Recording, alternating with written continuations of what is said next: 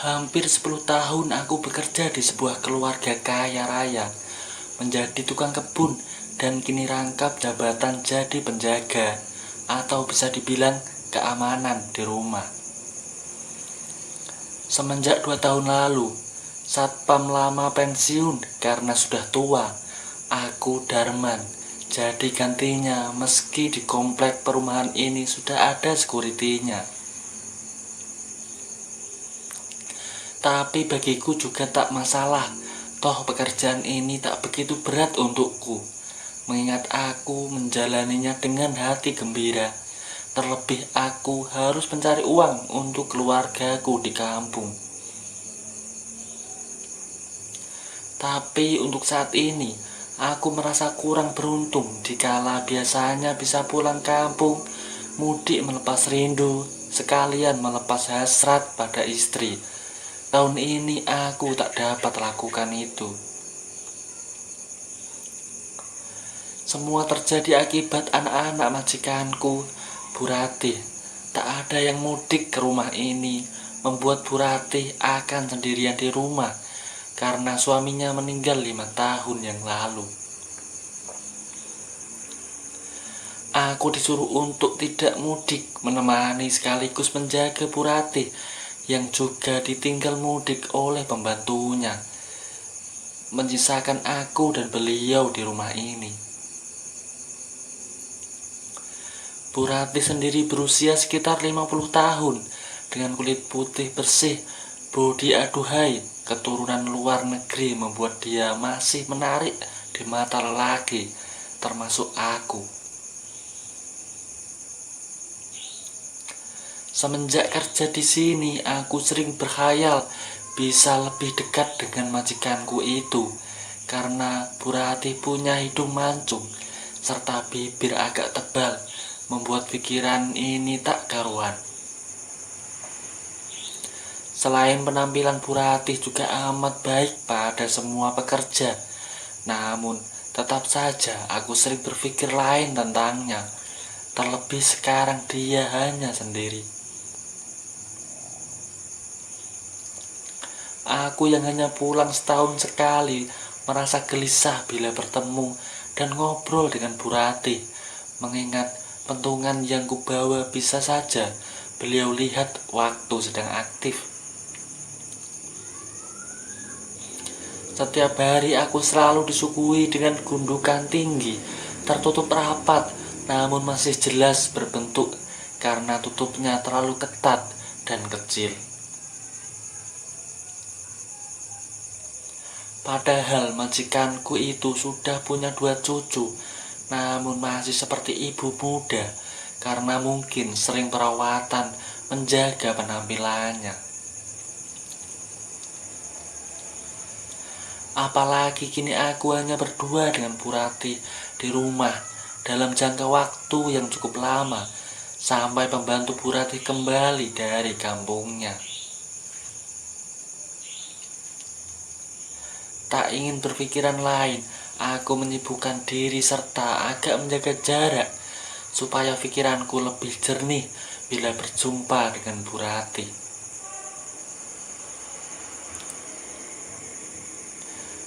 Man, suara yang aku hafal memanggilku dari arah belakang, membuatku menghentikan sejenak pekerjaan menyiram tanaman.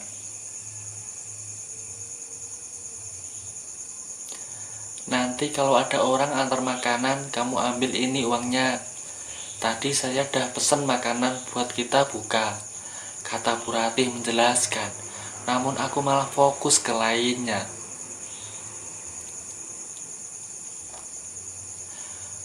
Bukan tak menghormati, tapi ini kali pertama aku melihat Bu Ratih mengenakan pakaian seperti itu. Kaos tipis dengan potongan leher rendah menjadi pemandangan lain untukku. Bahkan aku bisa melihat tali pengikat untuk menampung gundukan yang amat besar itu sampai tak bisa tertutup dan malah ingin meloncat keluar dari tempatnya. Man, kok malah bengong? Ini uangnya, Kata Bu Ratih agak keras membuatku sadar. Oh iya Bu, maaf saya agak fokus, jawabku gampang. Memang kenapa agak fokus? Tanya Bu Ratih sambil senyum dari bibir tebal berwarna merah merona. Membuatku bingung menjawabnya.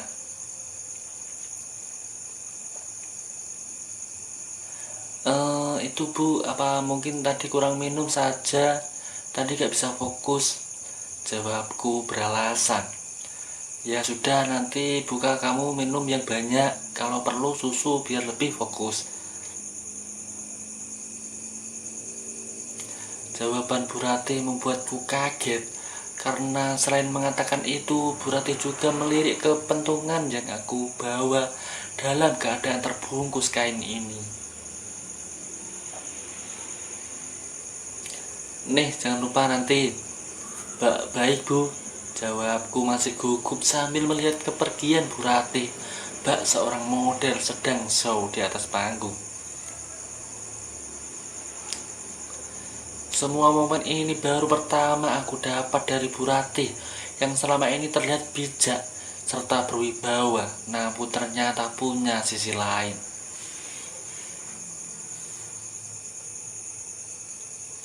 Tak lama aku mendengar suara klakson motor dan teriakan seorang dari luar, dan pasti pengantar makanan Bu Ratih sudah datang. Sambil membetulkan posisi celanaku, aku berjalan ke depan untuk mengambil pesanannya dan langsung kubayar lalu membawanya masuk, mengingat sebentar lagi waktunya buka. Kusiapkan semua makanan tadi di atas meja, mengingat tak ada pembantu, jadi semua pekerjaan aku lakukan sendirian.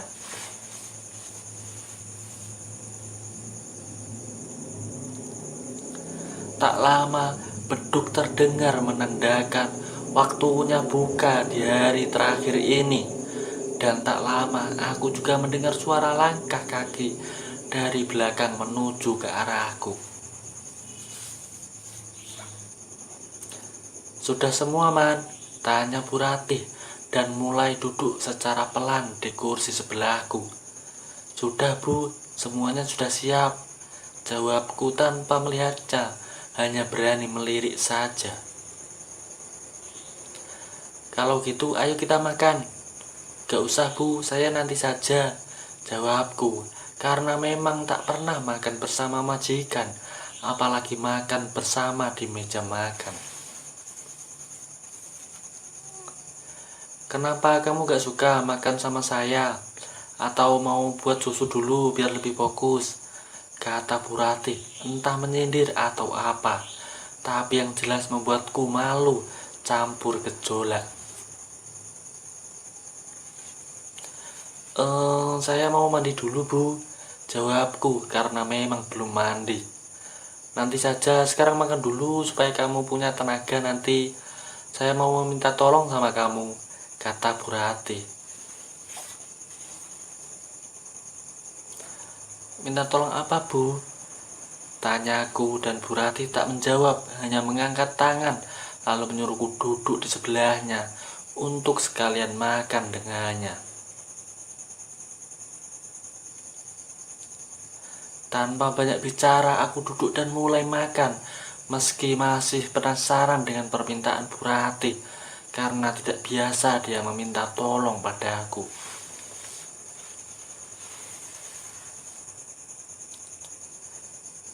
Ini kali pertama aku makan semeja dengan majikan, dalam keadaan bingung karena semuanya terjadi ketika hanya ada aku dan Bu Ratih di rumah ini. Sambil makan, sesekali aku melirik ke arah Bu Ratih yang memang lahap menyantap semua makanan. Bahkan bibir tebalnya terus bergerak seirama dengan kunyahannya.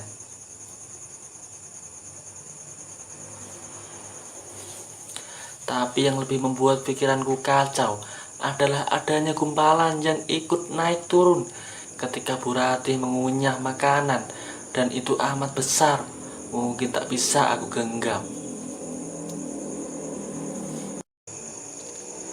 Selesai makan kamu beresin semuanya, terus saya tunggu di ruang tengah, kata Bu Ratih, kemudian berdiri dan meninggalkanku dalam keadaan lebih bingung lagi.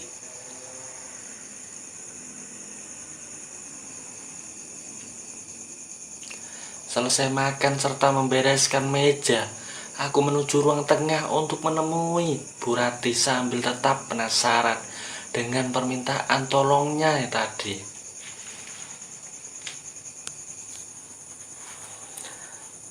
Tampak Bu Ratih duduk di sofa memainkan HP, tapi entah kenapa dia sudah mengenakan baju tidur dengan bahan yang halus serta tipis.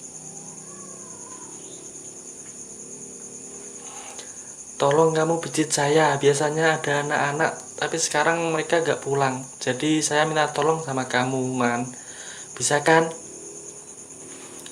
Baik Bu, jawabku gugup. Bu Ratih turun dari sofa, duduk selonjoran di karpet, sambil melihat ke arah TV, sedang aku duduk di belakangnya, memandang punggung putihnya.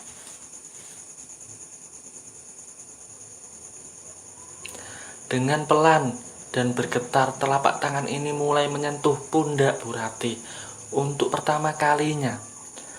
Kamu kenapa, Man? Kok gemeteran gitu? Tangannya gak fokus lagi ya?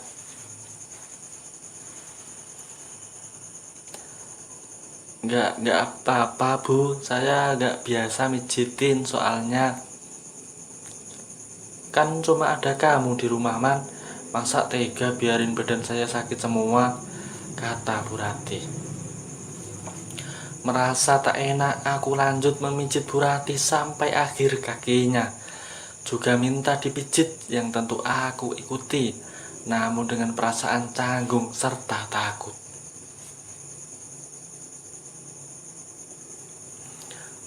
Posisi di mana aku bisa melihat dengan jelas bagian dari gundukan yang tampak terbuka di atas, seperti melompat-lompat keluar dari tutup tipis itu.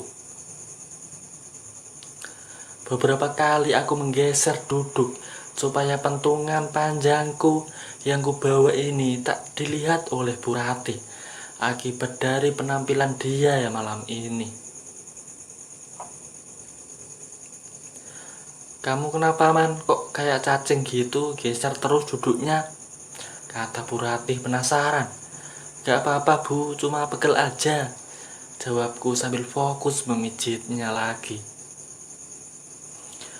Yang pegel bagian mana, Man? Perlu saya pijit biar enak, kata Bu Ratih lembut dan manja.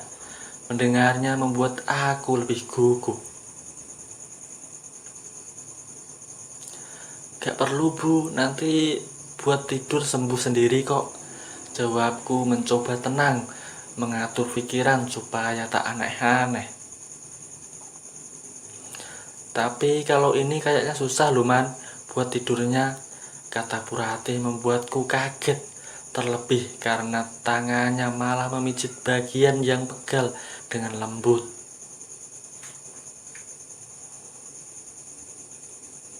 Bu, kataku sambil menahan sesuatu dalam diri. Udah gak apa-apa, Man. Kamu udah lama kerja di sini, pasti pegal tiap hari. Jadi biar saya pijit.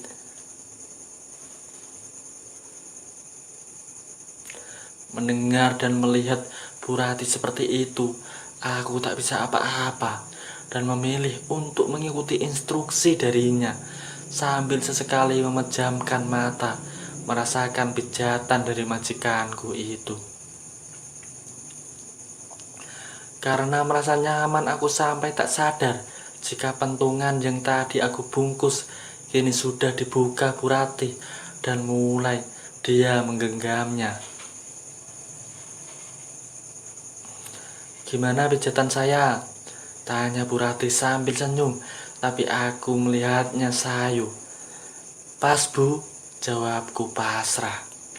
Kalau gitu lanjut ke tahap selanjutnya ya, mumpung sepi nih. Kepalaku sudah tak dapat berpikir logis lagi. Yang ada hanya ingin melanjutkan semuanya bersama Bu Ratih, mumpung ada kesempatan.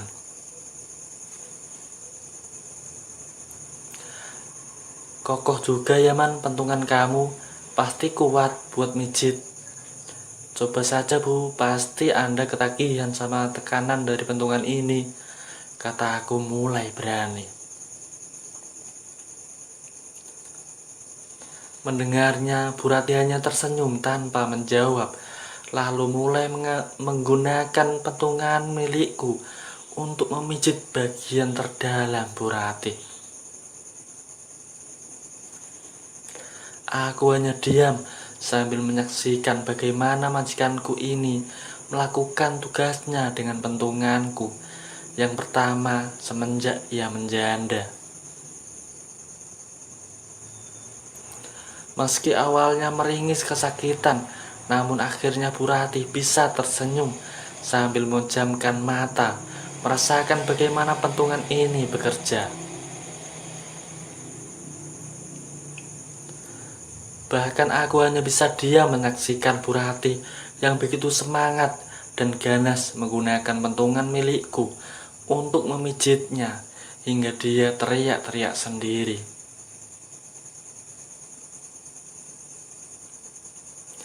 Kesempatan langka dan tak terfikirkan olehku bisa aku dapat dari Bu Rati dengan pengalaman serta usianya yang sudah setengah abad, namun masih sangat energik. Di saat istirahat, Bu Rati mengatakan anak-anaknya tak pulang karena keinginan darinya supaya aku bisa tetap di sini untuk menjaganya, sekaligus mencoba pijatan dari pentunganku.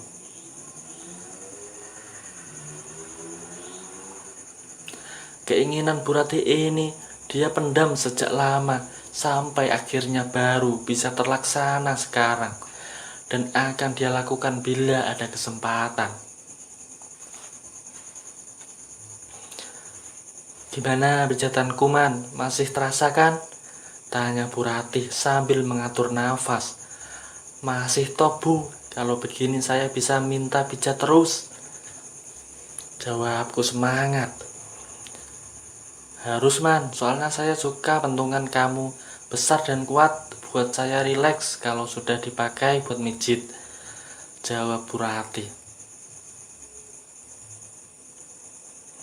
Mendengarnya, aku hanya tersenyum sambil membayangkan hari-hariku ke depan akan lebih indah dengan adanya kesempatan bersama majikanku yang suka pentungan ini.